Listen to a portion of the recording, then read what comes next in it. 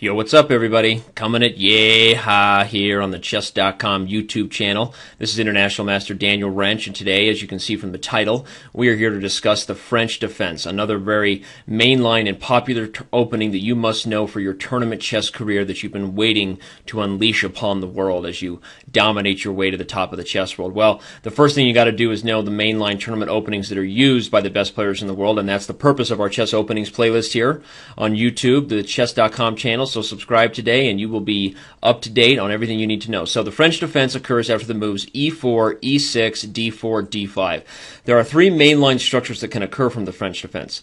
The first being an advanced structure here, which allows white counterplay and potential space on the king side, particularly with his pawn on e5, serving as an anchor for that attack. What do I mean by that? Usually, when you have a pawn on e5, that by definition means there is never a knight on f6, which by definition means without a knight on f6, black's king side is harder to defend. So, whenever white has a space advantage in the center with a dark square chain like this, especially with an e5 pawn standing at the forefront of that long spear, white will typically get good king side counterplay. From black's perspective, he would like to use the queen side in order to develop his pieces and to exert more pressure against white's center, with the eventual goal that white might either lose that pawn or perhaps give in to capturing on c5, which in turn, any sort of break like this, regardless of when it happens, here it wouldn't quite be the most common way for white to take the pawn, as it would immediately create these problems. But even if it happens down the road, if white ever breaks and gives in and blinks first by capturing on c5, black will not only gain immediate space toward the king side because of this open diagonal, but usually the e5 pawn, which, as we just said before, is white's catalyst for an attack, will start to become a much weaker target and a very easy plan for black to develop and start to put pressure against that pawn. So the first structure that can be reached is an advanced structure. As I said, white's playing on the king side, black's playing on the queen side. Second structure that can be reached is the exchange structure, which is essentially a symmetrical structure with very little pull for either side in terms of the dynamics of the pawns. Obviously, the open e file, because it's the only open file, will be a critical fighting point for both sides. White has a few different ways to follow up the exchange structure. One of them is just being to develop pieces and eventually try to get castled and fight for the open e file in this square. And the other might be to try to play the move c4, which potentially invites either an isolated queen pawn type position or a position where black and white are both defending against the critical point and pressure surrounding the d5 square.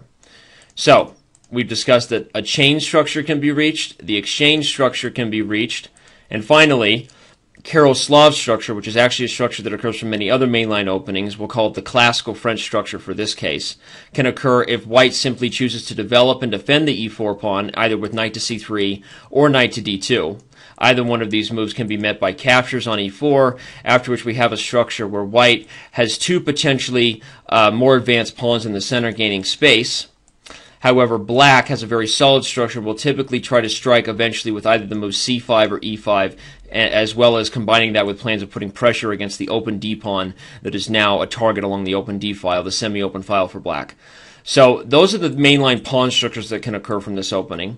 To talk quickly about the 5 mainline opening variations, we'll give them names now that we've talked about the structures and the general plans. We're going to outline it quickly for you with the names. So e5 itself is the advanced variation of the French, and after c5, c3, queen to b6, white typically plays knight f3, and now after the move knight to c6, black is exerting pressure against the pawn, and white has a few different ways of play here. One of them is, and the most popular one, is to move a3, with the idea being to play b4, trying to eliminate some of the pressure that black has on this focal point c5. In doing so, he hopes that he can then refocus his efforts to be completely on the king side. Why would a3 and b4 be a necessary plan for that? Well, if you don't somehow eliminate some of black's pressure here, it's very hard to develop this bishop because of the protection it needs on the b-pawn. And if it's hard to develop the bishop, it's also hard to develop the knight, as bringing him to a3 is a sideline square on the edge of the board, and d2 would block the queen's protection of this pawn. So you see that white has trouble developing the pieces if he doesn't try to eliminate some of black's pressure. Another mainline move would be something like bishop e2, just developing and dealing with those things later on, the things we highlighted on the queen side, or even the move bishop d3 with the idea of retreating it back to c2. Noted should be that black cannot capture and win this pawn immediately, as at the end of this variation, white has a discovered check against the king, unleashing the queen's attack against the undefended black queen on d4. That, you have it, is the highlighted, most basic variations of the advanced variation of the French.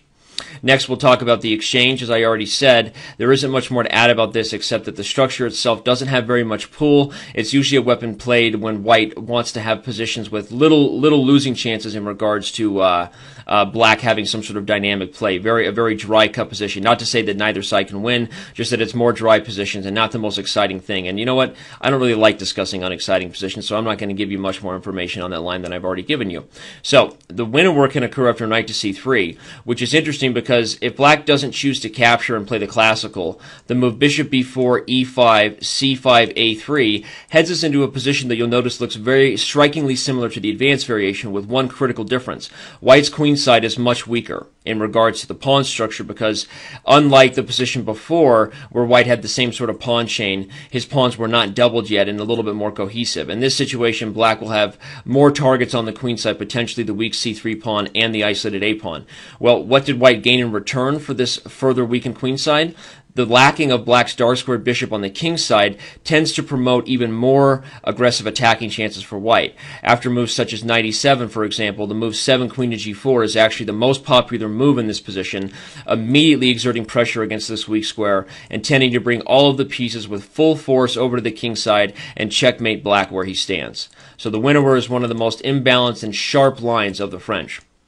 After the moves both knight to c3 and knight to d2, the other option, as I said, is to take. And after knight f6, bishop g5, bishop e7, takes, we've reached a mainline classical variation of the French, with another popular move for black being the move knight b to d7 here. Finally, the Tarrasch French, after knight to d2, if black chooses not to take, he can play knight f6. Noted should be that the winner will move bishop b4 wouldn't make sense here, as the move c3 would simply attack the bishop and unpin the knight.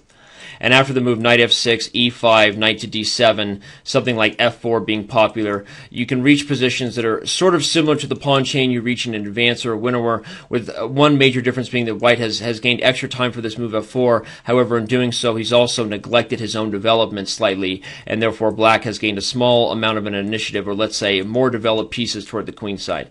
Noted should be the knight maneuver I just did there, that I didn't play the knight to d2 in order to develop this guy to f3. I intend to bring this guy to f3 so that both of my knights can work together in cohesion in terms of defending the critical point d4.